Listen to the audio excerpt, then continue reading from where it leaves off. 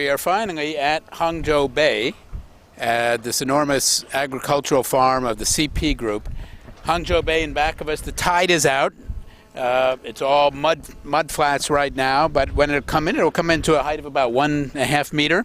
Far out there, it looks pretty close. It's 3 kilometers away is the beginning of a seawall. The next set of dikes, as it were, in the process of reclaiming parts of Hangzhou Bay back for agriculture, or in this case, for the first time in the case of agriculture.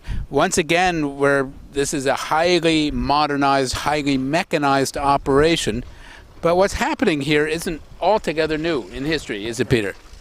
Well, no. I mean, to begin with, that dike that's emerging there in the distance, that dike is the 12th dike. We're standing, or the camera that's looking at us is standing on the 11th dike. And that means going all the way back behind the camera, there are a whole series of dikes going back to the number 1 dike.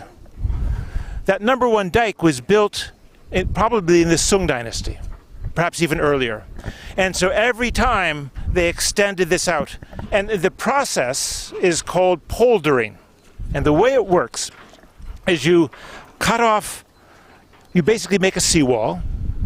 You let water start to drain out, and you dredge earth in, which is one of the reasons why this land is all so salty, right? Because basically it's land from the sea.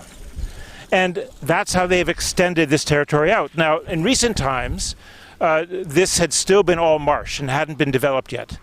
Eventually, and the methods of developing it were known, right? It would take several years to do it.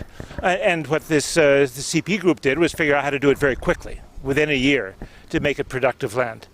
But it's not, we know that this was going on 800-900 years ago here along Zhejiang, in this northern part of Zhejiang, also along the Jiangsu coast.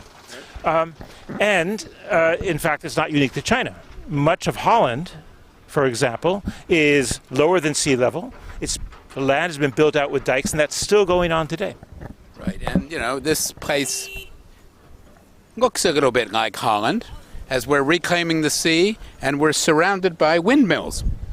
Yeah, so let's take a look at that, because we have the windmills, what are called fengche in Chinese, and those windmills are generating, I think, something like 1,500 watts an hour from that.